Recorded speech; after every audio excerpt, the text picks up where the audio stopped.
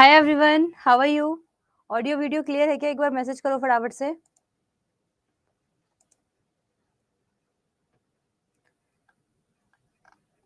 हाय hi, hello hello hello.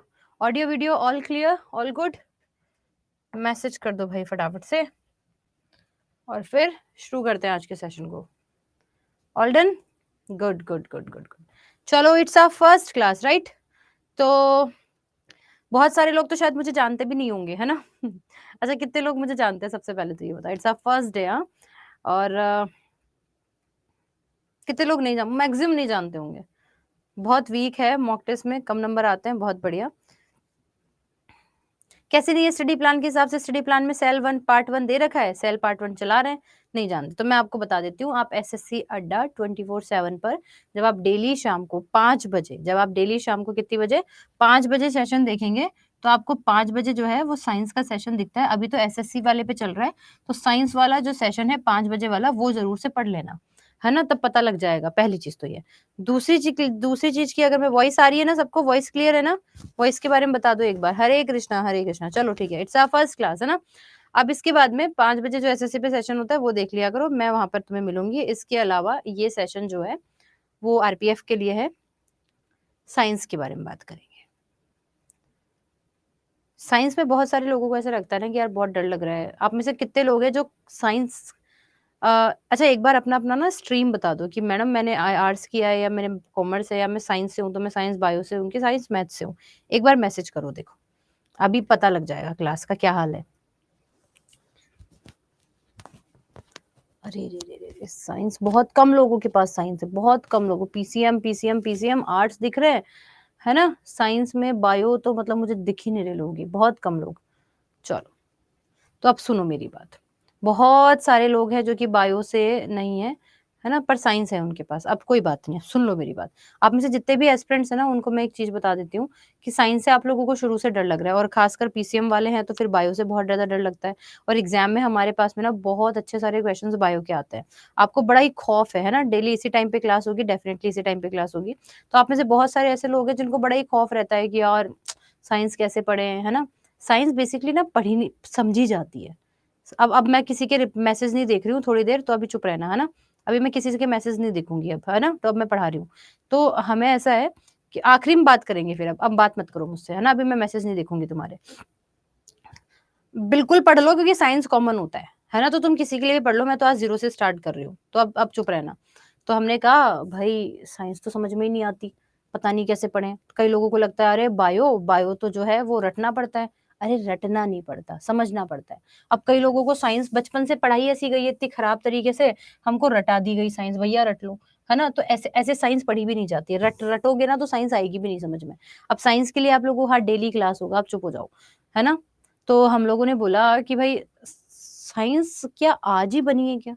क्या आज से ही साइंस स्टार्ट हो गया? आज इंट्रोडक्शन ही है, तो आप इसे समझो, मैं इंटरेस्ट ही क्रिएट कर रही हूँ तुम्हारा साइंस में। तुम लोगों को ऐसा लगता है ना कि यार साइंस बड़ी अजीब चीज है, साइंस आती नहीं है, आज की साइंस हो गई, पुराने जमाने में साइंस ही नहीं थी। अब तुम्हें साइंस का बहुत प्यारा सा एग्जाम्पल देती हूँ, है ना? साइंस का तुम्हें बड़ा ही मैं आखिरी में देखूंगी तुम्हारे कमेंट्स, तुम बोलो मत अभी मुझे। तो साइंस का बड़ा ही प्यारा सा जो है वो मैं एग्जाम्पल देती हूँ आप लोगों को। साउंड में क्या दिक्कत आ रही है यार? साउंड ठीक है। आपने एक शब्द सुना होगा जिसे हम कहते हैं एटम, जिसे हम क्या कहते हैं? एटम, जिसे हम कह रहे हैं परमाणु। तो जब हम परमाणु की बात करते हैं तो परमाणु की संरचना कैसी थी?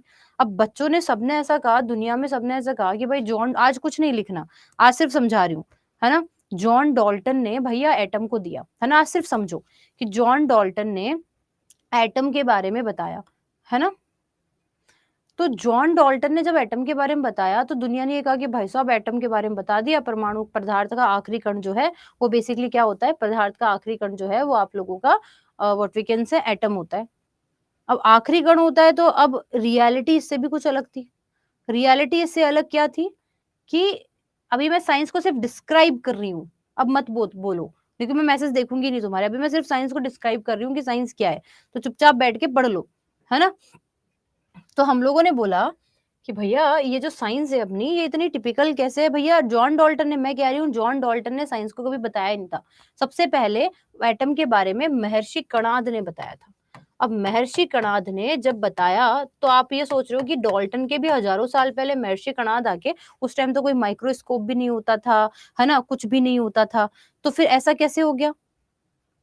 तो महर्षि कणाद ने जब बताया, तो महर्षि कणाद ने कैसे एटम के बारे में बता दिया भाई? तो अब मैं तुम्हें एक एग्जाम्पल बताती हूँ, समझिएगा। अब इतना तो इंग्लिश में भी बोल सकते हैं ना कि महर्षि कणाद को इंग्लिश में भी महर्षि कणाद ही बोलेंगे। एटम की जब हम स्ट्रक्चर की बात करते हैं, तो भाई ये आपका कोई एटम है, इसके अंदर जो है वो आपका न्यूक्लियस होता है, और न्यूक्लियस के अंदर जो है ना वो आपका प्रोटॉन और न्यूट्रॉन रहता है, ठीक है। और बाद में बताया गया कि भैया इस तरीके से जो है चारों तरफ अपनी ही कक्षा में, अपनी ही क्लास में जो है वो चक्कर लगाते हैं, कौन? इलेक्ट्रॉन, ठीक है। अब और जब हमने आगे डिस्कवर की, मतलब एटम के बारे में जब हम लोगों ने प्रॉपर तरीके से डिस्कवर किया, तो हम लोगों ने ये देखा कि भाई ये इलेक्ट्रॉन हो गया, ये प्रोटॉन, प्रोटॉन पर पॉजिटिव चार्ज होता है, न्यूट्रॉन पर जो है वो न्यूट्रल चार्ज होता है, और इलेक्ट्रॉन पर जो है वो नेगेटिव चार्ज होता है। हमने ये भी डिस्कवर कर लिया। अब जब हमने ये डिस्कवर किया, अब मैं तुम्हें बताती हूँ कि महर्षि कणाद ने क्या डिस्कवर किया था उस जमाने में। महर्षि कणाद ने एक बात बोली, आप लोगों ने भी जनरली सुनी होगी कि यार कण और मण में ना ईश्वर रहते हैं। तुम लोगों ने ऐसी बात सुनी होगी कि कण या मण के अंदर जो है वो बेसिकली ईश्वर रहते हैं। तो फिर क्वेश्चन क्या हुआ कि कण और मण मीन्स व्हाट, है ना। अभी इंग्लिश मीडियम वाले बोलेंगे madam please explain in English. कण, कण माने की पार्टिकल, मण माने द लार्जेस्ट पार्टिकल। इस दुनिया का सबसे बड़ा डिजाइन क्या है? तुमने कभी देखा? तो दुनिया का सबसे बड़ा डिजाइन क्या है? अब कई लोग बोल रहे हैं कि मैडम आपने तो कैम बायो पढ़ा रहे हैं, केमिस्ट्री पढ़ा, मैं कह रही हूँ कि मैं अभी साइंस को शुरू कर रही हूँ। इट्स अ इंट्रोडक्शन क्लास, जिसमें मैं आगे चलकर सेल ही लेकर आने वाली हूँ। पहले आप साइंस में इंटरेस्ट तो देख लो। हमारी प्रॉब्लम क्या होती है ना कि हमें पता नहीं है कुछ भी, बस हमें पढ़ा दो। हमें इंटरेस्ट गेन नहीं करना, हमें इंटरेस्ट नहीं लाना, हमें देखना नहीं है कि साइंस की शुरुआत कहाँ से हुई, हमें जानना नहीं है कि कैसे जो है वो बेसिकली साइंस आया, क्या था साइंस का रीजन, है ना। तो आप समझिए यहाँ पे, आप पहले जो बेसिक समझा रही हूँ उसको समझ लो, थोड़ा इंटरेस्ट तो जनरेट करो यार। हमें रटना है मैडम, बता दो, परमाणु रट लूंगा, इलेक्ट्रॉन रट लूंगा, है ना, ये और रट लूंगा, वो रट लूंगा। चैट ऑफ ही करनी पड़ेगी तभी तुम, अब मैं आखिरी में चैट स्टार्ट करूंगी। अभी सब बंद, अभी सब बंद, अब पढ़ने दो। तो अब महर्षि कणाद जो थे उन्होंने देखा कि यार किस तरीके से जो है स्ट्रक्चर हुई। तो भाई महर्षि कणाद ने बताया कि दुनिया की सबसे बड़ी स्ट्रक्चर और दुनिया की सबसे छोटी स्ट्रक्चर ना बिल्कुल एक जैसी होती है। अब कैसे होती है ये समझो। दुनिया की सबसे बड़ी स्ट्रक्चर की बात करते हैं, तो आप लोगों ने सूर्य का जो परिवार है, सौर मंडल अगर आपने देखा हो तो सूरज बीच में होता है ना। सूरज बिल्कुल बीच में होता है, और सूरज के चारों तरफ जो है वो काफी सारे प्लेनेट जो होते हैं बेटा चक्कर लगा रहे होते हैं अपनी ही शेल के अंदर, अपनी ही क्लास के अंदर। अब अगर मैं तुम्हें ये कह दूं कि दुनिया की सबसे बड़ी चीज जो सौर मंडल है उसकी संरचना, और दुनिया की सबसे छोटी चीज जो कि एटम है उसकी structure as it is same है, और वो उस जमाने में किसने बता दी थी? महर्षि कणाद ने। ना उस टाइम पे टेलीस्कोप था, ना उस टाइम पे माइक्रोस्कोप था, और तब भी महर्षि कणाद ने ये बात बता दी थी।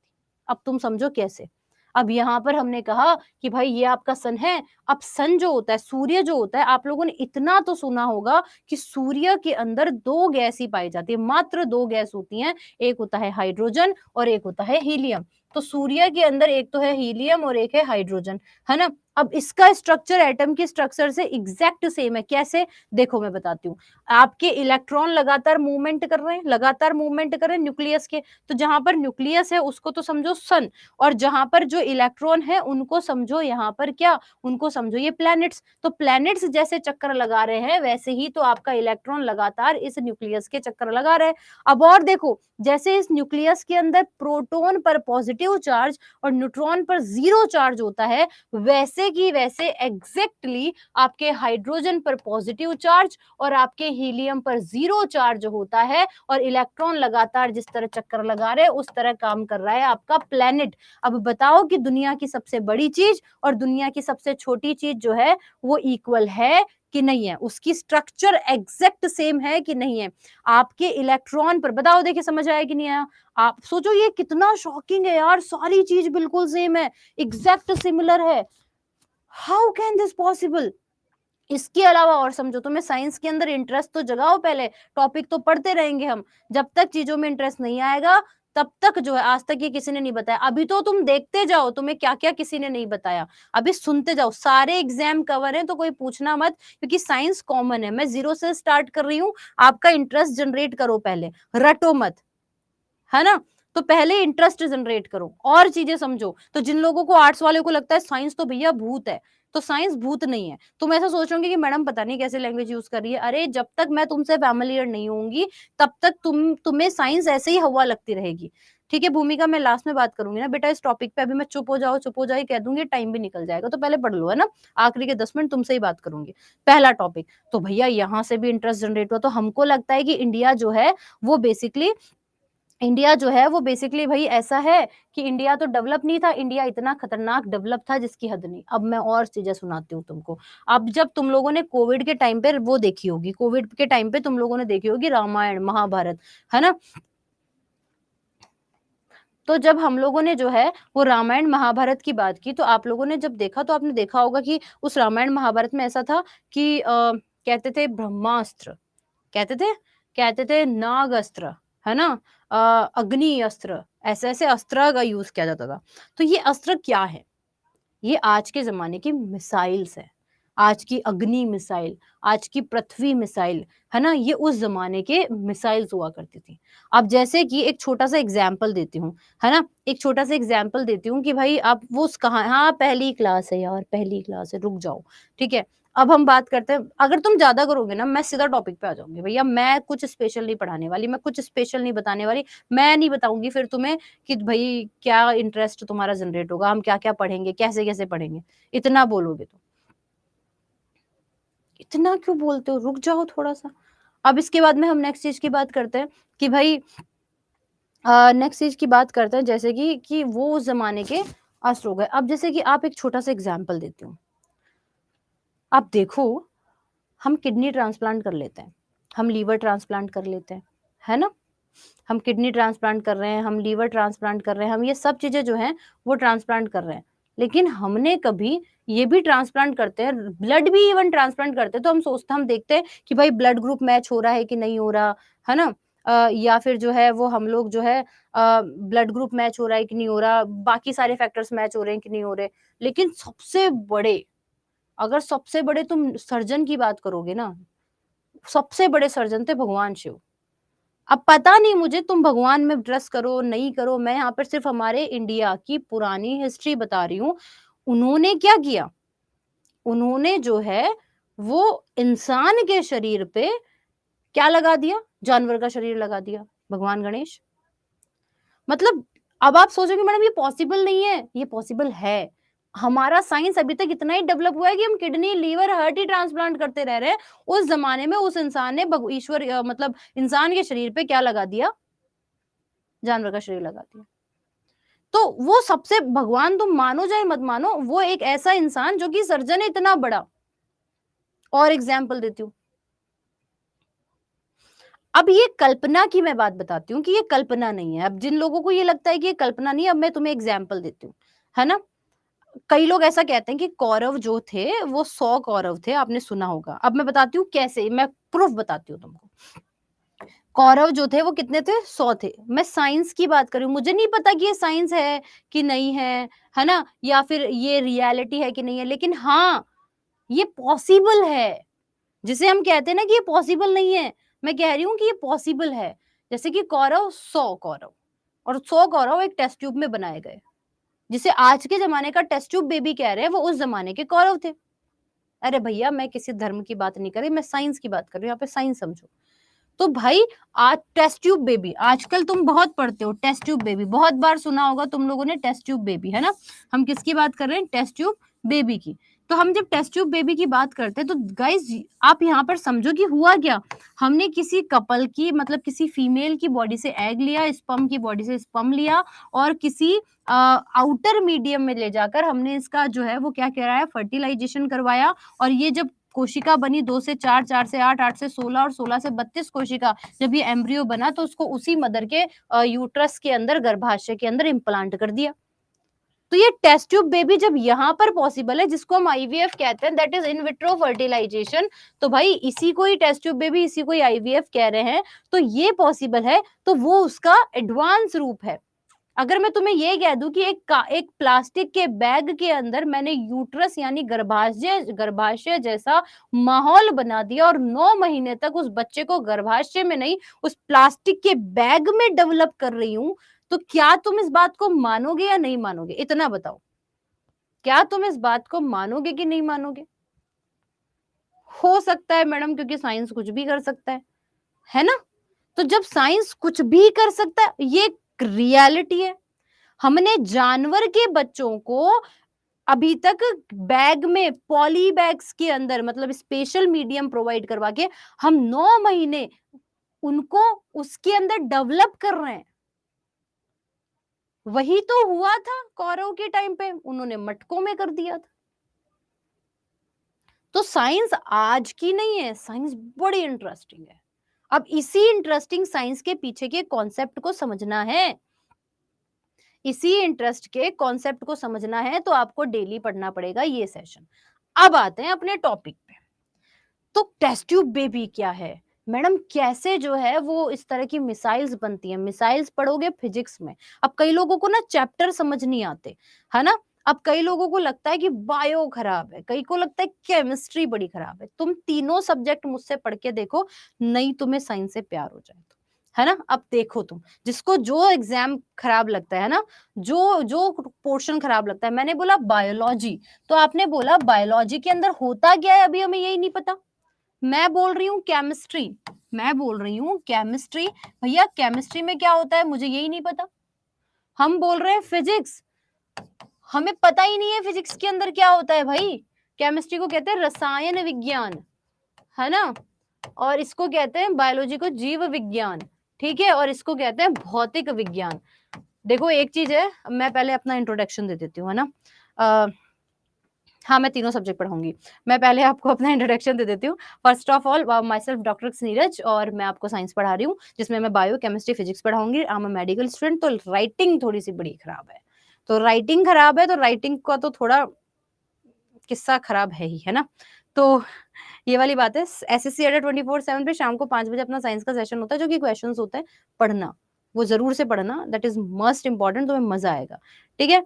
तो राइटिंग को तो मैं अभी कह देती हूँ, ठीक है? बाकी मैं बोल भी दूंगी। अब यहाँ पे समझ लेते हैं क्या चीज है। अब हमने बोला बायो, बायो में होता क्या है, बायो के अंदर क्या पढ़ते हैं? जो जिंदा जीव है ना, जो जिंदा जीव है, जो जिंदा है। जिंदा कौन है? मैं जिंदा हूं। पेड़ जिंदा है, तो मतलब पेड़, मैं, जानवर, इन तीनों के अलावा कोई और जिंदा है? हाँ, है ना? माइक्रो ऑर्गेनिल्स, सूक्ष्म जीव भी जिंदा है ना? सूक्ष्म जीव भी, सूक्ष्म जीव भी जिंदा है ना? तो यहाँ पर हम लोगों ने कहा कि जो जिंदा चीजें होती है उनको हम किसके अंदर देख रहे होते हैं?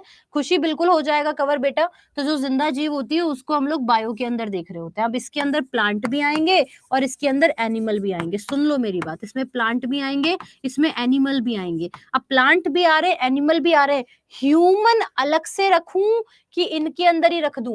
ह्यूमन अलग से लिखना पड़ेगा कि इन इन दोनों के अंदर किसी में लिख दूं? बताओ देखें, ह्यूमन अलग से लिखना पड़ेगा, फर्स्ट क्लास है बिल्कुल, या फिर इनमें से लिख दूं? तो कोई ऐसा कहेगा नहीं मैडम ह्यूमन तो अलग से लिखो। नहीं लिखना। क्यों नहीं लिखना? क्योंकि मनुष्य सबसे बड़ा जानवर है। दो ही चीजें हैं, या तो जानवर है या फिर पेड़ पौधे हैं, और मनुष्य सबसे बड़ा अभी कुछ नोट नहीं करना, मैं नोट करवा दूंगी, जब करना होगा तब मैं बता दूंगी, अभी सिर्फ समझ लो बेटा, है ना? देखो, एक क्लास और एक्स्ट्रा पढ़ा देंगे, लेकिन जब तक बेसिक समझ नहीं आएगा ना, बचपन से यही तो करते आए, बचपन से रटते ही तो आए, और क्लास पढ़ने के बाद में तुम्हें रटने की जरूरत पड़ जाए तो मेरे को बोल दो। मेरे को मत बताओ कि फास्ट करना है, स्लो करना है, जा कैसे पढ़ाना है। तुम बस समझो एक बार, अपनी ट्रेन नहीं भाग रही है ना? पर इसी ट्रेन को भगाने के चक्कर में मैडम बस पढ़ा दो पढ़ा दो पढ़ा दो, मैडम बस टॉपिक पढ़ा दो, इसमें क्या हो रहा है ना, हमारे कॉन्सेप्ट क्लियर नहीं हो रहे। और जब तक कॉन्सेप्ट क्लियर नहीं होंगे ना बच्चा, तब तक आप दुनिया का कोई भी एग्जाम दे लो। मैं कभी भी नंबर ऑफ क्वेश्चन पे काम नहीं करती हूँ, मैं नंबर ऑफ कॉन्सेप्ट पे काम करती हूँ। पहली चीज ये, तुम्हारे एग्जाम के पहले कोर्स भी करवा दूंगी और तुम्हारे एग्जाम के पहले रिवीजन भी करवा दूंगी। तो इस चीज की तो चिंता मेरी है, तुम्हें तो सिर्फ पढ़ना है ना? चलो अब पढ़ो। हो जाएगा करण, CHSL हो जाएगा। तो हमने बोला कि भाई प्लांट और एनिमल और मनुष्य सबसे बड़ा जानवर है। अब पहली बात ऐसी आती है कि मैडम पादप कैसे बने, प्लांट कैसे बने? आया ना क्वेश्चन, मैडम इंसान कैसे बने? फिर किसी ने कहा कि पृथ्वी आग का गोला थी और वो टूटकर सॉरी सूर्य आग का गोला था, वो टूटा पानी में, पृथ्वी बन गई। तो फिर हमारे पास है कि पहला जीव कौन-सा बना? भाई इंसान से कैसे बना? तो इसमें इंग्लिश के अलावा मैंने क्या लिखा? मैंने कहाँ हिंदी लिखी है मुझे बताना? Madam please right in English. मैंने लिखा ही क्या है? मैंने इसको पादप लिखा ही नहीं मेरे बच्चा।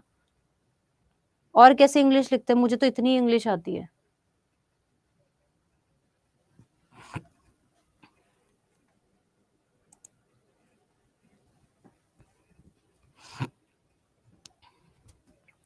ठीक है, तो अभी हम लोग यहाँ पर क्या कह रहे हैं? अभी हम लोग यहाँ पर कह रहे हैं कि भाई प्लांट और एनिमल हो गया। अब एनिमल कैसे बने, प्लांट कैसे बने?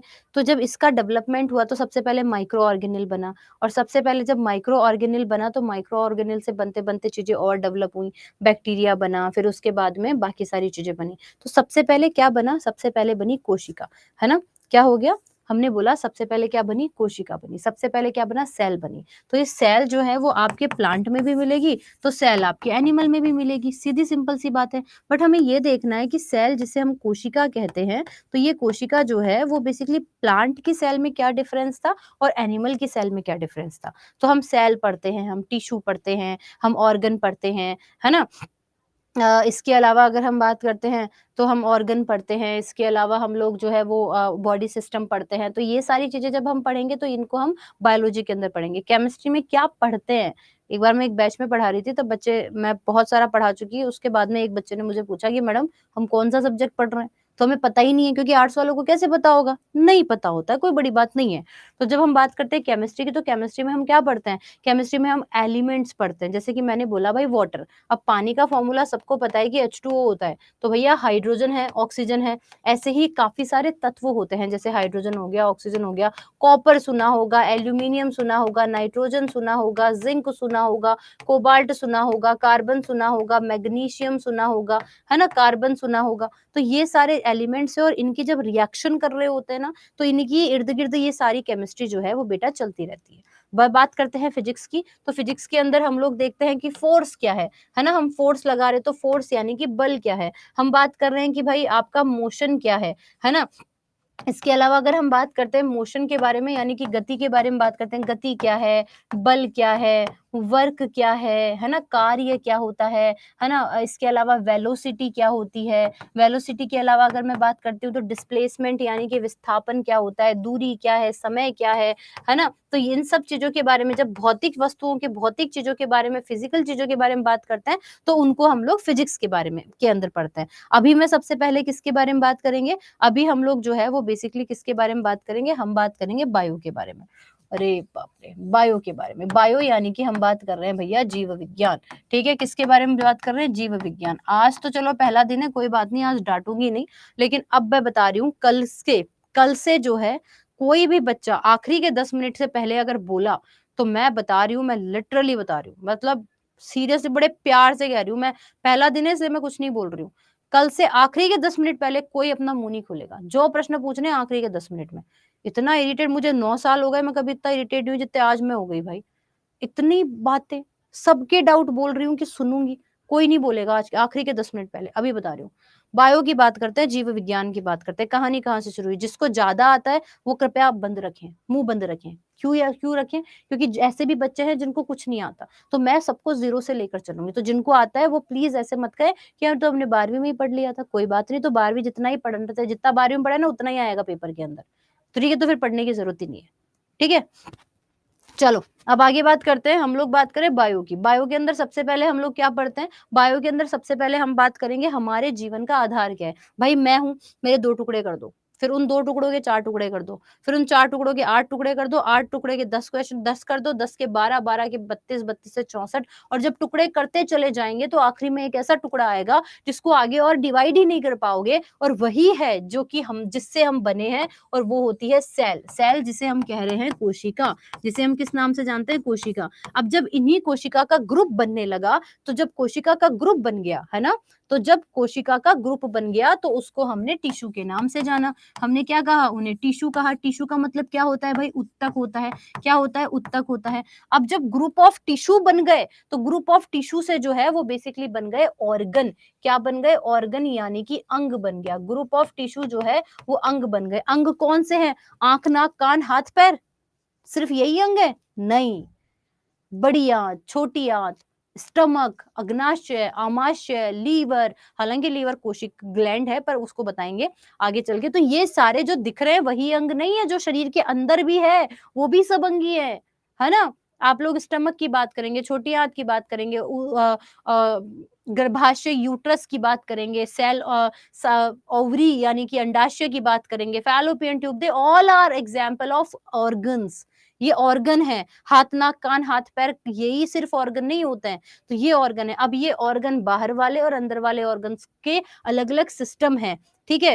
तो ये आप लोगों को यहाँ पर ध्यान रखना है। तो यहाँ पर हम लोग कहेंगे कि जब ऑर्गन के ग्रुप मिल जाते हैं तो ऑर्गन सिस्टम बन जाता है। अब ऑर्गन सिस्टम क्या होता है भाई, जिसे हम कह रहे हैं अंग तंत्र। अब अंग तंत्र की कहानी के अंदर ये है कि आपने सुना होगा डाइजेशन, है ना। चलिए,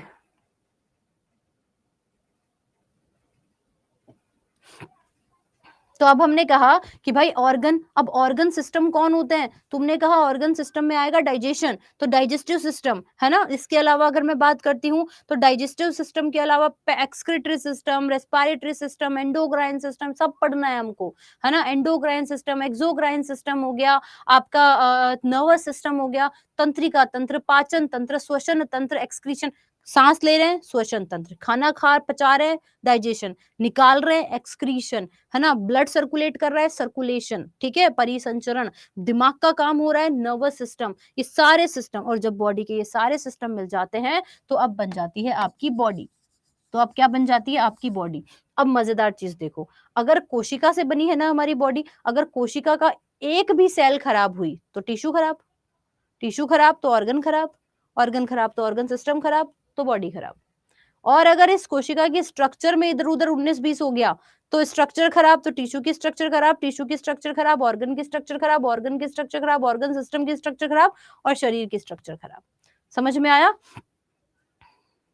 समझ आई कि नहीं आई है ये चीज। तो अब हमें यहाँ पर समझना है कि भाई ये सारी चीजें जो है वो आप लोगों की क्या है, ये सारी चीजें जो है वो आप लोगों की, पहली चीज तो आपको ये समझनी है कि ये आप लोगों के किसके अंदर आ रहा है, ये आप लोगों की लाइफ का जो बेस है, लाइफ का जो आधार है, वो कौन है, आपकी सेल है। तो cell is a structural and functional unit in our body. कोशिका शरीर की संरचनात्मक और क्रियात्मक इकाई होती है। संरचनात्मक स्ट्रक्चर बना रही है, क्रियात्मक जो काम को देख रही है ना, फंक्शन को देख रही है, तो ये हो गई सेल। अब प्रश्न उठता है कि मैडम सेल दिखती कैसी हैं, सेल होती कैसी हैं। सेल जो है वो बेसिकली किस तरह से काम कर रही है ना। तो जब हम सेल की बात करते हैं तो आपको समझना है, सेल वो वाला सेल नहीं है, सेल का मतलब है कोशिका। और जब आप कोशिका की बात करते हैं तो कोशिका कैसी, आज की कोशिका कैसी दिखती है और पहले की कोशिका कैसी दिखती थी, दोनों के अंदर डिफरेंस समझ लेते हैं पहले। आज की कोशिका बनाते हैं, है ना। अब आज की कोशिका बने, तुम्हारे अंदर, तुम्हारी बॉडी के अंदर तुम होंगे कोई 18-19 साल के तो होंगे सब लोग, है ना। तो जब तुम्हारी कोशिका की बात करते हैं हम लोग, मैं सबके आंसर आखिरी में दूंगी, तो मुझसे भी कोई पूछो ही मत कुछ, है ना। तो मैंने कहा कि जब हम आज की तुम्हारी कोशिका देख रहे हैं तो वो कैसी दिख रही है। हम तो बचपन से साथ में लेके घूम रहे हैं ना कोशिका को, लेकिन हमें पता ही नहीं हमारी कोशिका कैसी दिखती है, क्योंकि कोशिका को आप खुली आंखों से देख ही नहीं सकते हो, है ना। कैसे देखोगे मैडम, बहुत छोटी है। अब कोशिका की बात करते तो ये हमारी एक कोशिका है, इसके ऊपर मैं हमारी बना रही हूँ, मैं एनिमल की बना रही हूँ, एनिमल। तो आप कहोगे मैडम मेरी और कुत्ते की कोशिका बराबर है, बिल्कुल बराबर है भैया, कोई डिफरेंस नहीं है। मेरी गाय की कोशिका बराबर है, बिल्कुल बराबर है, कोई डिफरेंस नहीं है। हाँ निंजा, आज की और पहले की भी अलग अलग थी, कैसे अलग थी वो भी बताती हूँ, रुक जाओ। तो अभी तो मैं तुम्हारी आज की कोशिका बना रही हूँ, तो ये हमारी कोशिका है। और मनुष्य सबसे बड़ा जानवर है, तो मनुष्य की कोशिका सबसे डेवलप्ड है, तो मैं अभी हमारी बना रही हूँ, मतलब मैं एक डेवलप्ड एनिमल की सेल बना रही हूँ। डेवलप्ड एनिमल कौन है, ह्यूमन, समझ में आ रही है? तो पहले क्या होता है, कोशिका, कोशिका के ऊपर की तरफ जो है वो आउटर, सबसे ऊपर की तरफ जो है वो एक झिल्ली होती है ना, और इस झिल्ली को हम लोग जो है वो किस नाम से जानते हैं, इस झिल्ली को हम लोग सेल मेम्ब्रेन के नाम से जानते हैं। सेल मेम्ब्रेन का मतलब क्या हो गया, कोशिका झिल्ली। तो सबसे बाहर की तरफ तो क्या है, कोशिका झिल्ली है, और इस कोशिका के सबसे मध्य के अंदर जो है वो क्या पाया जाता है, केंद्रक पाया जाता है। ये उसी तरह है जैसे मैंने अभी आपको एटम के अंदर बताया था कि एटम के अंदर भी भैया क्या प्रेजेंट होता है, केंद्रक जो है वो आपका प्रेजेंट होता है। तो केंद्रक तो दुनिया की हर चीज में होगा। आपको मैं बता दूं कि केंद्रक क्या करता है, क्यों है केंद्रक, क्यों है न्यूक्लियस यहाँ पर। तो जब हम न्यूक्लियस की बात करते हैं ना बेटा, तो जो न्यूक्लियस होता है वो आपके पूरी जगह का क्या होता है, पूरे मास को बैलेंस करता है। अब मैडम कैसे, देखो मैं तुम्हें बताती हूँ, रिस्क तो ले रही हूं मैं, पर मैं बताती हूँ तुम्हें। दुनिया की हर चीज के अंदर न्यूक्लियस होगा, सेल के अंदर भी न्यूक्लियस। आपको पता है हमारी बॉडी का न्यूक्लियस कहाँ है, सेल का न्यूक्लियस तो ये रहा, लेकिन बॉडी का न्यूक्लियस क्या है, नेवल, नाभि। हमारी नाभि, हमारा नेवल जो है वो क्या है, हमारी। मिस्टर मीर, यहाँ पर हिंदी मीडियम के बच्चे भी हैं और इंग्लिश मीडियम के भी बच्चे हैं। मैंने केंद्रक को न्यूक्लियस भी बोला है और न्यूक्लियस को केंद्रक भी बोला है। तो यहाँ पे सिर्फ इंग्लिश में मैं नहीं प्रोनाउंशिएट कर सकती और सिर्फ हिंदी में भी नहीं कर सकती। तो आप इस तरह से जो बोल रहे हैं कि केंद्रक का होता है, मैम इंग्लिश में बोलो, मैंने न्यूक्लियस भी बोला है ना। थोड़ा अच्छे से हम बात करें, क्योंकि हम किससे बात कर रहे हैं, थोड़ा सा समझो, है ना। चलो, तो आगे हम बात कर रहे हैं यहाँ पे कि देखो न्यूक्लियस हर चीज में, हमारे शरीर का केंद्र कहाँ है, नेवल। आपने देखा जिम्नास्टिक में लोग ना, मतलब एक उंगली पे उठा लेते हैं। कैसे उठा लेते हैं भाई, किसी ने ये कहा कि भाई भगवान श्री कृष्ण ने पर्वत को उंगली पे उठा लिया। अरे कोई जादू नहीं था, फिजिक्स थी उसके पीछे, सिर्फ फिजिक्स थी। क्योंकि उनको पता है, क्योंकि उनको पता है कि भैया इस पर्वत का मिड कहाँ है, इस पर्वत का न्यूक्लियस कहाँ है, इसका पूरा संपूर्ण मास जो है वो कहाँ पर केंद्रित हो रहा है। अब ये फोन है, अब इस फोन के अंदर तुम देखोगे, मैंने इसको यहां से पकड़ा, ये नहीं टिकेगा। अब मैं इसका बीच का मिड पोर्शन पहचान ढूंढ रही हूँ, जहां से मुझे ये पता लगेगा कि यार इसका संपूर्ण मास कहाँ पर केंद्रित हो रहा है। और वो एक ऐसी जगह होगी जिसे सेंटर ऑफ मास कह रहे हैं। वेरी गुड राजेंद्र, ये वो एक जगह होगी जहां पर देखो कि अब ये टिक गया, ये गिर ना जाए बस, है ना। मतलब यहीं कहीं पर इसका मास है और यहाँ पर इसका संपूर्ण मास केंद्रित हो रहा है, इधर का इधर बैलेंस हो रहा है, इधर का इधर बैलेंस हो रहा है, इसलिए अब कहीं मूवमेंट नहीं करेगा। समझ में आया। वैसे ही हर चीज के अंदर ऐसा होता है, हर किसी चीज का सेंटर ऑफ मास होता है और उसी पर जो है वो क्या होता है, बैलेंस होता है। तो केंद्रक इस काम आता है। पहली चीज तो ये, क्लास डेली होगी विकास, अब पढ़ लो। तो पहली चीज ये होगी, तो केंद्रक होता है, जैसे जैसे सेल के ऊपर मेम्ब्रेन होती है ना, तो उसको हम लोगों ने किस नाम से जाना, सेल मेम्ब्रेन के नाम से। वैसे ये अपने पास में क्या आया, ये क्या है, क्या है भाई, अंग्रेजों और हिंदी वाले दोनों ही बता दो, बताओ चलो कि न्यूक्लियस है या फिर नाभिक है, बता दो भाई। तो ये क्या आप लोगों को दिखाई दे रहा है यहाँ पे, इतनी इतनी फिजिक्स आनी चाहिए तब तो पहाड़ उठा लोगे, है ना। इतनी फिजिक्स आनी चाहिए तब तो पहाड़ उठा लोगे, और अगर इतनी फिजिक्स नहीं आती तो पहाड़ उठाना मुश्किल है। तो उतना कृष्ण भगवान जितना, उनके पास कोई जादू वादू नहीं था बेटा, उनके पास सिर्फ फिजिक्स थी, है ना। आगे मैं और भी काफी कहानियां सुनाऊंगी, तब मैं तुम्हें बताऊंगी कि यार इनको कितना जो है वो आता है। तो अब देखो यहाँ पर, नहीं मेरे को भी इतनी फिजिक्स नहीं आती जितनी उनको आती होगी। तो हमने यहाँ पर कहा कि भाई ये आपका न्यूक्लियस हो गया, और न्यूक्लियस के ऊपर जो होती है मेम्ब्रेन, तो उसको हमने न्यूक्लियस मेम्ब्रेन कह दिया। अब यहाँ पर जो इतनी भी खाली जगह दिखाई दे रही है, वहां पर है पानी, वहां पर है प्लाज्मा, और उसको कहते हैं सेल, और सेल से बना, सेल प्लस प्लाज्मा मतलब बना साइटोप्लाज्म, यानी कि कोशिका द्रव। तो ये जितनी भी खाली जगह दिखाई दे रही है, यहाँ पर होता है आपका साइटोप्लाज्म। क्या होता है, साइटोप्लाज्म, है ना। साइटोप्लाज्म जिसे, जिसका मतलब है कोशिका द्रव। अगर मैं चाहती तो मैं सिर्फ एक कोशिका की डिजाइन लाती, यहाँ पे चिपकाती, मेहनत नहीं करनी पड़ती, और कह देती लो भैया देख लो ऐसे ऐसे होती है कोशिका। मैं क्यों एक एक चीज को समझा रही हूँ, मैं क्यों एक एक चीज को समझा रही हूँ, क्योंकि आपको कॉन्सेप्ट क्लियर करवाने मुझे। साइटोप्लाज्म आ गया तो क्या होता है, और अगर मैं बोलूँ क्या बोलते हैं साइटोप्लाज्म के अलावा, अगर मैं प्रोटोप्लाज्म बोलूँ तो क्या होता है, उसको समझना पड़ेगा। हो सकता है एक बार में आपको 20% ही समझ में आए, हो सकता है एक बार में किसी को 80% भी समझ में आ गए। टेंशन मत लो, मैं भी रिवाइज करवाऊंगी तो और भी अच्छे से समझ में आ जाएगा। इसको बोल दिया कोशिका द्रव। इसमें बोलने वाली बात ही क्या थी यार, कोशिका के अंदर जो द्रव है उसको कोशिका द्रव बोल दिया, सिंपल है ना। इतनी सी चीज हमने बोली। अब हम लोगों ने बोला कि भैया अब क्या है, अब आते हैं कोशिका के अंग। अब येलो कलर से जो सब बनाऊंगी वो सारे होंगे सेल ऑर्गन, कोशिका के अंदर रहने वाले सेल ऑर्गन, है ना। कोशिका के अंदर जो है उनको हम क्या कह रहे हैं, सेल ऑर्गन कह रहे हैं। अब सेल ऑर्गन में जैसे कि मैं यहाँ पे बात करती हूँ माइटोकॉन्ड्रिया, नाम तो सुना ही होगा। तो यहाँ पर सेल के अंदर आपके पास में सबसे पुराना जो ऑर्गन है उसका नाम है माइटोकॉन्ड्रिया। उसका नाम क्या है, माइटोकॉन्ड्रिया। लिख लेना भैया, मैं बोल रही हूँ, है ना। हिंदी में भी क्या लिखना है, माइटोकॉन्ड्रिया ही लिखना है। हिंदी में भी माइटोकॉन्ड्रिया, हिंदी में भी माइटोकॉन्ड्रिया ही लिखना है। तो पहला सेल ऑर्गन हो गया माइटोकॉन्ड्रिया। फिर यहाँ पर छोटे छोटे छोटे छोटे छोटे छोटे आपके पास में और भी सेल ऑर्गन दिखेंगे, जिनको हम किस नाम से जानते हैं, जिनको हम राइबोसोम के नाम से जानते हैं। किसके नाम से जानते हैं, हिंदी में भी राइबोसोम ही याद रखना, राइबोसोम कहते हैं। फिर और भी छोटे छोटे कुछ पैकेट जैसी संरचना भी दिखाई देगी तुमको, और उनको हम लोग किस नाम से जानते हैं, लाइसोसोम के नाम से जानते हैं। और लाइसोसोम को हिंदी में कहते हैं लयन काय, और हिंदी में लाइसोसोम भी लिख सकते हो। ठीक है, ये सब सेल ऑर्गन है। ये सब क्या है बेटा, सेल ऑर्गन है ना।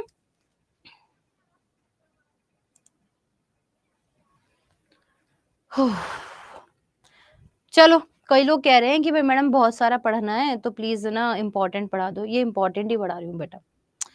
लाइफ का ना कोई शॉर्टकट नहीं है।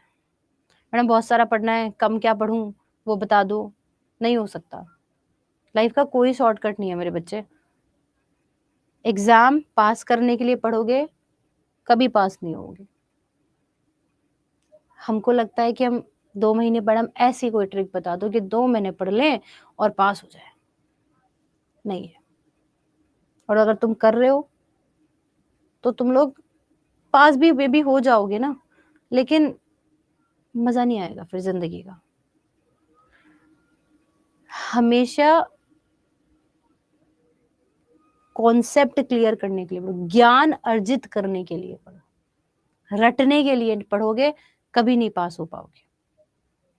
ठीक है, आखिरी में बताऊंगी, रुक जाओ। आखिरी में सब पूछ लेना, शांति रख लो पहले, 10-20 मिनट की बात और है। अब ये हो गया लाइसोसोम, क्योंकि अभी तुम्हारे ऑप्शन दे दूंगी तो पढ़ा नहीं पाऊंगी बेटा, है ना।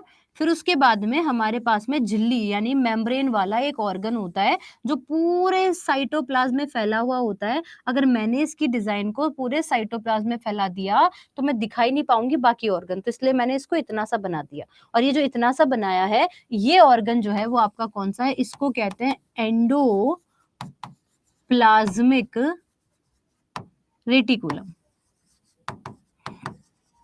Endoplasmic reticulum. साइंस की सबसे मजेदार चीज ये है कि अगर आपको कुछ भी नहीं आ रहा हो ना समझ में, है ना, साइंस में अगर तुम्हें कुछ भी नहीं आ रहा तो तुम संधि विच्छेद कर लो, तोड़ लो इसको। एंडो, एंडो का मतलब होता है अंदर, प्लाज्मिक यानी प्लाज्मा के, रेटिकुलम मतलब जाल, यानी कि अंतः, इसको हिंदी में कहते हैं अंतः प्रदवी जालिका, यानी कि द्रव के अंदर एक नेट है, द्रव के अंदर एक पूरा नेट है जिसको हमने कहा एंडोप्लाज्मिक रेटिकुलम।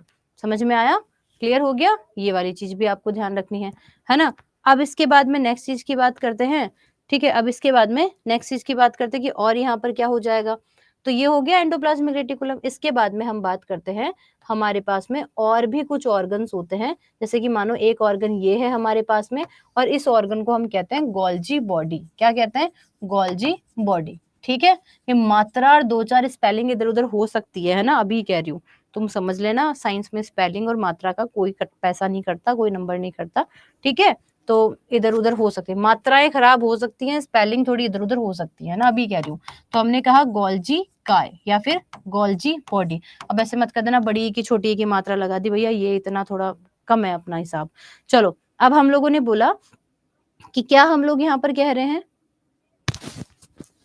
अभी रुक जाओ ना, पढ़ाने तो दो, अभी सब पढ़ेंगे। राइबोसोम क्या है, लाइसोसोम क्या है, एंडोप्लाज्मिक रेटिकुलम क्या है, माइटोकॉन्ड्रिया क्या है। ये है आपकी कोशिका, ये तो आपकी कोशिका है। इसमें राइबोसोम कुछ अलग काम कर रहा है, लाइसोसोम अलग काम कर रहा है, माइटोकॉन्ड्रिया अलग काम कर रहा है, एंडोप्लाज्मिक रेटिकुलम अलग काम कर रहा है ना, गोल्जी बॉडी अलग काम कर रहा है। सबका अपना अपना काम है। ये तुम्हारी आज की कोशिका है। लेकिन अब मैं उस दिन की बात करती हूँ जिस दिन जीवन पहली बार इस धरती पर बना, जब पहली बार कोई जीव बना, है ना। ये वाली जो कोशिका जो पूरी तरह से डेवलप्ड थी, ये जो पूरी कोशिका जो है वो पूरी तरह से डेवलप्ड थी, वो कोशिका, ये डेवलप्ड कोशिका है। इसके पास सेल ऑर्गन भी है, इसके पास में काफी सारे और बाकी चीजें भी हैं। तो इस प्रकार की कोशिका को हम लोग किस नाम से जानते हैं? ये जो डेवलप्ड कोशिकाएं होती हैं, जिनके अंदर सेल ऑर्गन होते हैं, सेल मेम्ब्रेन होती हैं, ऐसी प्रकार की कोशिका को यूकैरियोटिक कोशिका कहलाता है।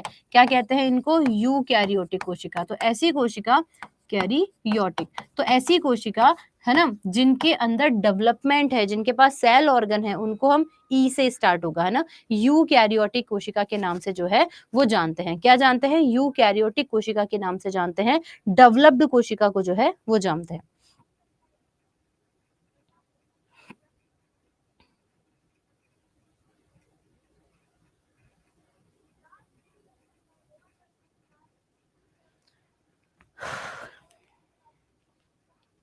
क्या जानना है बताओ, पूछो, क्वेश्चन पूछो। बिल्कुल निशा ले सकती हो, एमटीएस के लिए भी लो, एनवीएस के लिए भी लो, आरपीएफ के लिए भी लो, है ना, सीएचएसएल के लिए भी लीजिए। क्यों लीजिए? क्योंकि बेसिक पढ़ा रहे हैं। साइंस जो है वो हर जगह पर सेम होती है। अब यूकैरियोटिक तुम हर एग्जाम में पढ़ोगे, यूपीएससी वाला भी सेम ही चीज पढ़ रहा है साइंस में, सेम ही चीज, है ना। समझ में आया? तो आप किसी भी एग्जाम की तैयारी कर रहे हो, अभी कह रही हूँ, वापस मत पूछना मुझसे, किसी भी एग्जाम की तैयारी कर रहे हो, क्योंकि मैं थियरी पढ़ा रही हूँ, तो तुम सब पढ़ सकते हो। पहला क्वेश्चन हो गया। दूसरा पूछो। रिवीजन करना था? हाँ निशा, पढ़ लो बच्चा। अब इसके बाद में वापस पढ़ना था। समझो, एक साथ दो क्लासेस चल रही हैं, उसके बारे में मुझे नहीं पता। आने वाले मैं कल पूछ लूंगी कि भाई क्या दिक्कत है, एक साथ दो क्लासेस क्यों चल रही हैं, ठीक है। और अगर क्लास का टाइम चेंज हो सकता होगा तो मैं बता दूंगी, है ना। हाँ, राजेंद्र जी ने बड़ा अच्छा क्वेश्चन पूछा कि मैडम इतनी डेवलप थी तो बीच में क्या हुआ, हम लोग पीछे कैसे रह गए।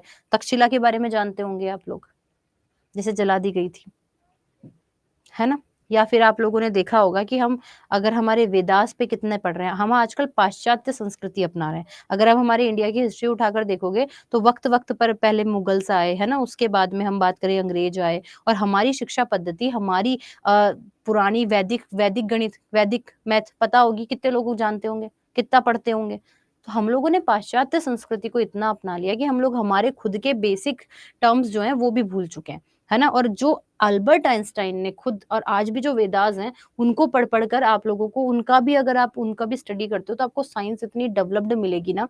खैर ये अलग अलग कॉन्सेप्ट हो जाता है ना। एक बंदे का प्रश्न ये है कि मैम मेल और फीमेल, ये जो सेल होती है वो कभी भी मेल और फीमेल में कैटेगराइज नहीं होती हैं। क्यों नहीं होती हैं? क्योंकि मेल और फीमेल कब आए? उनके अंगों के हिसाब से, है ना। तो यानी कि टिश्यू लेवल तक तो मेल और फीमेल कुछ नहीं है। सेल सबकी सिमिलर होगी, टिश्यू सबके सिमिलर होंगे, ऑर्गन भी सिमिलर होंगे, बस किसी के पास दो चार ऑर्गन ज्यादा है, किसी के पास दो चार ऑर्गन कम है। तो बेसिकली वो ऑर्गन बदल गए। सेल तक कुछ मेल और फीमेल कुछ नहीं होता। समझ में आई? ये चीज आई समझ में? इसके अलावा नेक्स्ट चीज देखते हैं। मैंने अभी तक कुछ नहीं पढ़ाया, मैंने अभी तक सिर्फ ये बताया कि कोशिका में क्या क्या होता है। कोशिका सबसे पहले सेल मेम्ब्रेन होती है, मेम्ब्रेन के अंदर एक न्यूक्लियस दिखाई दे रहा है, न्यूक्लियस के ऊपर ये आज की कोशिका है जिसके पास सेल ऑर्गन भी है, न्यूक्लियस भी है ना, आपके पास में झिल्लियां भी है। और ऐसी प्रकार की डेवलप्ड सेल्स को जो है वो हम लोग क्या कहते हैं? हम लोग जो है वो यूकैरियोटिक्स कहते हैं। समझ में आ गया ना। तो ये, हाँ, नालंदा की बात कर रहे हैं ना। तो ये सारी चीजें हैं जो कि आप लोगों को यहाँ पर ध्यान रखनी है। अब कुणाल क्या पूछ रहे हो बेटा, बताओ, बता दो फटाफट से बता दो, जल्दी से।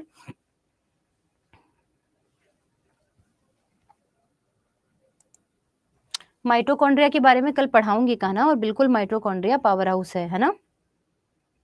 हाँ, आजकल और पहले, अभी तक तो आज वाली शैली पढ़ाई है ना, पहले वाली तो अब शुरू करूंगी। जल्दी पूछो फिर मैं और आगे बढ़ूंगी फिर। राइबोसोम पूछ रहा था। अब राइबोसोम के बारे में अभी पढ़ाया नहीं, राइबोसोम भी पढ़ाऊंगी, माइटोकॉन्ड्रिया भी पढ़ाऊंगी, तो आप चुप हो जाओ, है ना। ओके, अब इसके बाद में बात करते हैं कि पुराने जमाने की कोशिका कैसी थी। जब नया जीवन हुआ तो किस तरह की कोशिका जो है,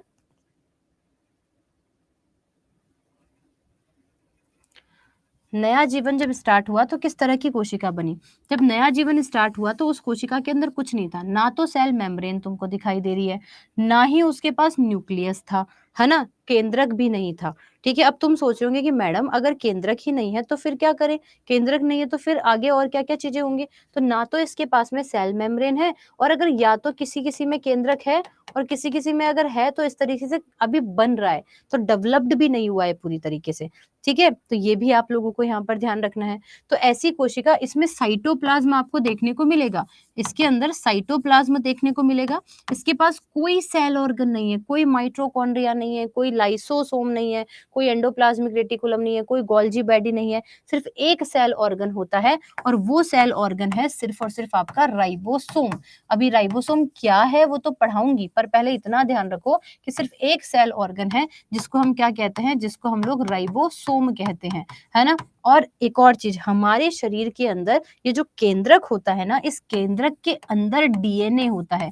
डीएनए जो कि अनुवांशिक पदार्थ होता है ना, डीएनए जो कि अनुवांशिक पदार्थ होता है, जेनेटिक मटेरियल होता है। हमारे डेवलप्ड सेल में तो डीएनए कोशिका के केंद्रक के अंदर है। अब प्रोकैरियोटिक कोशिका के अंदर, अब जो जो पुरानी वाली कोशिका है, जब नए नए जीव बने थे उनके पास तो कुछ नहीं था, तो डीएनए जो होता है ना, वो बेसिकली जो है वो इसके साइटोप्लाज्म के अंदर ही ऐसे तैर रहा है बस, है ना। ऐसा डीएनए होता है।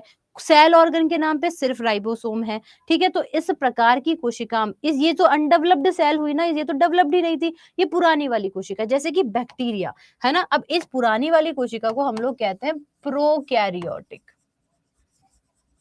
इस पुरानी कोशिका को हम कहते हैं प्रोकैरियोटिक। जब जीवन की उत्पत्ति हुई तो वो कोशिकाएं थी जिनके जो नई नई डेवलप्ड हुई, जैसे कि आपका बैक्टीरिया। जब आप बैक्टीरिया की बात करते हैं, जब आप बैक्टीरिया को क्या बोलते हैं, जीवाणु, जीवाणु की बात करते हैं, तो जीवाणु की कोशिका जो है वो प्रोकैरियोटिक कोशिका कहलाई।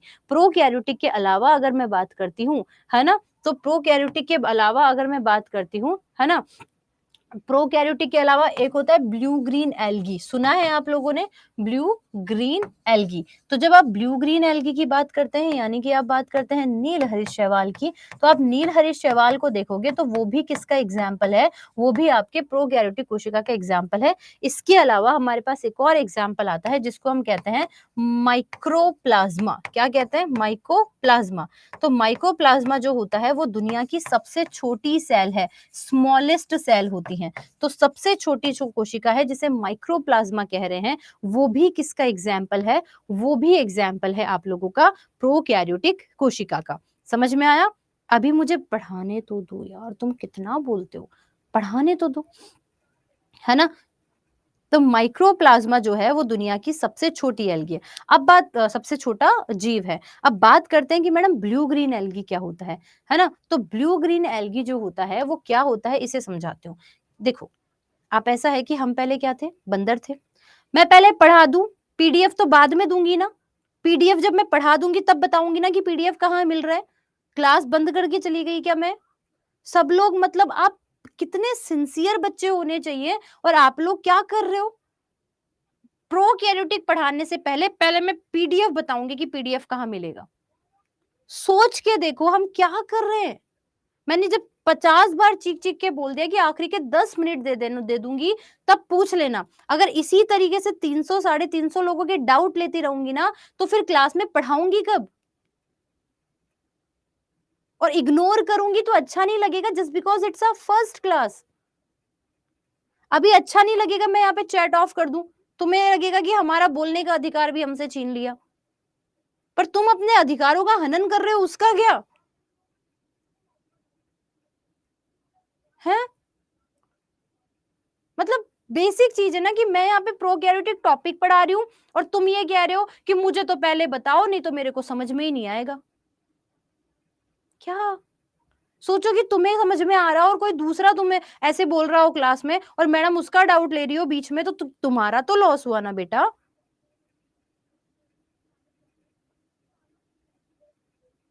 और कल से फिर मैं बंद कर दूंगी, अच्छा लगेगा क्या?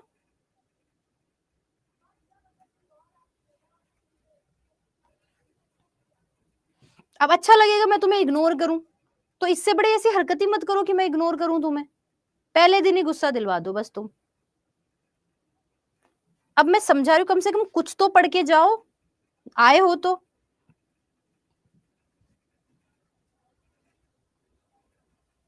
तो अब इसके बाद में हम लोग नेक्स्ट चीज की बात करेंगे। जो पुरानी कोशिका थी, बैक्टीरिया, बंदर थे, बंदर आगे डेवलप्ड हुए, वक्त के साथ साथ डेवलप्ड हुए, और डेवलप्ड होकर उन्होंने इंसानों का रूप भी लिया। तो वक्त के साथ साथ में हमारी बॉडी के अंदर जो है वो चेंजेस आते रहते हैं। ऐसे ही बैक्टीरिया था, सबसे पहले बैक्टीरिया माइकोप्लाज्मा आया, माइकोप्लाज्मा बैक्टीरिया में कन्वर्ट हुआ। इनके पास कुछ डेवलपमेंट नहीं था। ये इस तरह से समझो कि भैया पहले वो लैंडलाइन वाला फोन था, फिर वक्त के साथ डेवलपमेंट आया, है ना। और डेवलपमेंट आते आते हाथ में वो नोकिया का डब्बा भी आया, तो नोकिया के डब्बा के बाद में आज आईफोन 15 भी आया, है ना। तो नोकिया के डब्बे के अंदर कॉलिंग होती थी, आईफोन 15 में भी कॉलिंग होती है। बट डिफरेंस क्या है कि आईफोन 15 में बहुत सारे फीचर्स है, वो वीडियो है, ऑडियो है ना, सब फीचर्स हैं। पर वो नोकिया के डब्बे के अंदर फीचर्स नहीं थे, है ना। नोकिया के डब्बे के अंदर सिर्फ असेंशियल जो नीडेड फीचर होते हैं, जैसे कि डीएनए, जो कि सेल के अंदर असेंशियल है, तो वो है ना। पर उसके अंदर माइटोकॉन्ड्रिया, ये सब हमारे डेवलप्ड सेल के अंदर है। जबकि जो पुरानी कोशिका है, वो पुरानी कोशिका जो है उसके अंदर ज्यादा चीजें नहीं है, उसके अंदर साइटोप्लाज्म है। राइबोसोम इसलिए दे दिया क्योंकि राइबोसोम हमारी बॉडी के अंदर क्या करता है ना, कि राइबोसोम हमारी बॉडी के अंदर जाकर और ये जो है वो प्रोटीन है बनाता है। ये हमारी बॉडी में है, ये प्रोटीन का फॉर्मेशन कर रहा है ना। ये प्रोटीन का फॉर्मेशन कर रहा है। ये चीज समझ में आई कि नहीं आई है? ठीक है। इतने प्यारे बच्चे, मैं पढ़ा रही हूँ प्रोटीन, मैंने बोल दिया फोन तो क्वेश्चन आता है, मैडम आपके पास कौन सा फोन है? भैया ऐसे तो पढ़ लिए तुम लोग। और मैं जब प्रोकैरियोटिक पढ़ा रही हूँ तो मुझे प्रोकैरियोटिक ही पढ़ाने दो ना। अब तुम पूछ रहे हो डीएनए वाला टॉपिक निकाल के पूछ रहे हो मैडम हिस्टोन प्रोटीन क्या है ना। गजब, लाजवाब। अब सुनो मेरी बात सुनो, जितने भी लोगों के डाउट्स है अब सुन लो। पीडीएफ जो है बता देती हूँ कहाँ पे पिन होती है, रुको एक सेकेंड।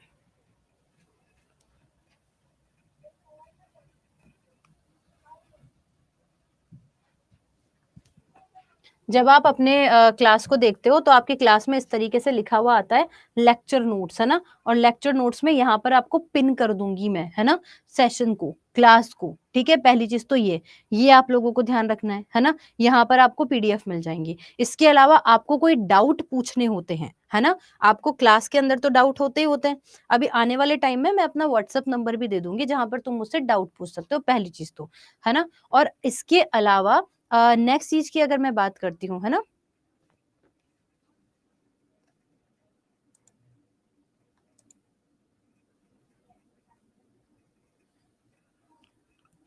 इसके अलावा, हाँ ये फर्स्ट क्लास थी।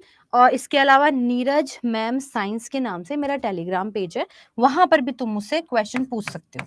ठीक है ना। ये क्लास के अलावा जो अलग क्वेश्चन पूछने होते हैं ना तुमको, है ना, तो नीरज मैम मेरा नाम है, NEERAJMAAM, इसका ध्यान रखना, है ना, साइंस। तो यहाँ पर तुम्हें मेरे टेलीग्राम पर तुम्हें कोई भी क्वेश्चन पूछने हो मुझसे वो पूछ सकते हो। तो अपनी जो एक्स्ट्रा के कमेंट्स हैं, एक्स्ट्रा का जितना भी डाउट है ना, वो सारा आप मुझे उस टेलीग्राम पे पूछ लेना। दो चीज हो गई। तीसरी चीज और बता देती हूँ, है ना, ये आपका अपना टेलीग्राम हो गया। इसके अलावा पहली कक्षा है, इसलिए आप नए हो, इसलिए हो सकता है आपकी मेरी बॉन्डिंग ना बनी हो, लेकिन आने वाले टाइम में पहली चीज तो अब मुझे समझ में आ गया भैया, चैट बॉक्स बंद करके पढ़ाना पड़ेगा। ठीक है। दूसरी चीज, स्पीड से इसलिए नहीं पढ़ा रही Prince, just because it's a first class. पहली क्लास में हम लोगों को समझना पड़ेगा कि क्या साइंस है, क्योंकि मुझे आर्ट्स वालों को भी साथ में लेके चलना है। कोई मुझे पर्सनल एग्जाम के लिए नहीं पूछेगा कि मैडम इसके लिए पढ़ लेंगे। तुम यूपीएससी पढ़ रहे हो, तुम पीसीएस एग्जाम पढ़ रहे हो, तुम कोई भी वनडे एग्जाम पढ़ रहे हो, तुम कोई डिफेंस एग्जाम पढ़ रहे हो, तुम एसएससी का कोई एग्जाम दे रहे हो, तुम रेलवे का कोई एग्जाम दे रहे हो, है ना, तुम हर चीज के लिए साइंस पढ़ सकते हो। पाचन तंत्र, अब मैंने एनटीपीसी नहीं बोला ना, तो साहिल बार बार एनटीपीसी पूछेगा। हाँ साहिल पढ़ सकते हो, क्योंकि मैं थियोरी पढ़ा रही हूँ। ठीक है, पहली चीज तो ये ध्यान रखना, मैं थियोरी पढ़ा रही हूँ, तो थियोरी आप हर एग्जाम के लिए पढ़ सकते हो। दूसरी चीज, और क्या डाउट है? हाँ, आरपीएफ नहीं बोला भाई साहब, आरपीएफ भी है। ठीक है। और और बताओ बुक, बुक पहली चीज तो मैं प्रीफर नहीं करती, ना मैं बताती कभी, मैं नहीं बताती और ना ही मैं बताऊंगी। अब एसएससी बोल दिया तो सीजीएल भी आएगा ना मनोज उसमें, सीएचएसएल भी आएगा ना उसमें। इसके अलावा नेक्स्ट चीज जो मैं बता रही हूँ आपको, बुक के लिए अगर किसी के पास टाइम है ना तुम्हारे पास, मैं कोई बुक प्रीफर नहीं करूंगी, मैं तुम्हें एक चीज कहूंगी, एनसीईआरटी जो होती है 8वीं 9वीं और 10वीं की एनसीईआरटी उठाकर वो पढ़ लेना, उससे बाहर कुछ नहीं जाता, कभी नहीं जाता। तो मैं किसी बुक को रिकमेंड नहीं करती, और अगर तुम लोग कोई बुक लाते हो तो तुम जो है वो कोई भी बुक ले आओ, बस उसको पूरा पढ़ लो, दैट इज इनफ। और कोई डाउट है? एम के ऊपर, ए के ऊपर ये लगाना, फिर मिल जाएगा। अब कल से कमेंट्स पे ध्यान नहीं दूंगी, सेशन अच्छा लगा होगा, क्या करना है वो कर देना, है ना, रेटिंग वेटिंग तो देनी है ही तुमको। शेड्यूल का मैं बात करूंगी भूमिका, मुझे नहीं पता साथ में किसकी पैरेलल क्लास चल रही है, ठीक है, ओके। डेली 6 बजे होती है क्लास। इसके अलावा एसएससी अड्डा 24/7 पे, किस पे? एसएससी अड्डा वाला जो चैनल है अपना, है ना, एसएससी अड्डा 24/7 पे शाम को 5 बजे क्लास होती है। किसी को थियोरी पढ़नी है ना तो शाम को 5 बजे, ये यूट्यूब पे होता है ना, ये यूट्यूब पे, क्योंकि वहां पर मैं क्वेश्चन पढ़ा रही हूँ, क्वेश्चंस, तो साथ में क्वेश्चंस की भी तैयारी हो जाएगी, तो आप वो कर सकते हो। क्लास कैसी लगी मुझे जल्दी से मैसेज कर दो अब, और इसके अलावा रेटिंग प्लीज कर देना। मैं कोशिश यही कर रही हूँ कि जितने भी लोग हैं, जिनको आता है बहुत अच्छी बात है, जिनको नहीं आता, बेटा मैंने राइबोसोम पढ़ाना शुरू नहीं किया, तो मैं जब राइबोसोम पढ़ाऊंगी तब मैं क्लियर करूंगी। मैंने माइटोकॉन्ड्रिया नहीं पढ़ाया अभी इंडिविजुअल, तो मैं तुम्हें फिर माइटोकॉन्ड्रिया पढ़ाऊंगी तब बताऊंगी। ऐसे डरो मत कि मैडम ये टॉपिक रह गया, है ना, clear, okay. Thank you so much, और कल मिलते हैं 6 बजे, और अपने मुंह पे टेप लगा के आना, ठीक है, चलो बाय। बाकी ये वो टेलीग्राम बताया था वहां पर मैसेज कर देना, वहां पे जवाब मिल जाएगा। Okay, till then see you, take care, do like share comment subscribe तो है नहीं, हाँ बाकी मेरा कोड है Y698, किसी को बताना हो तो बता सकते हो। चलो बाय, टेक केयर।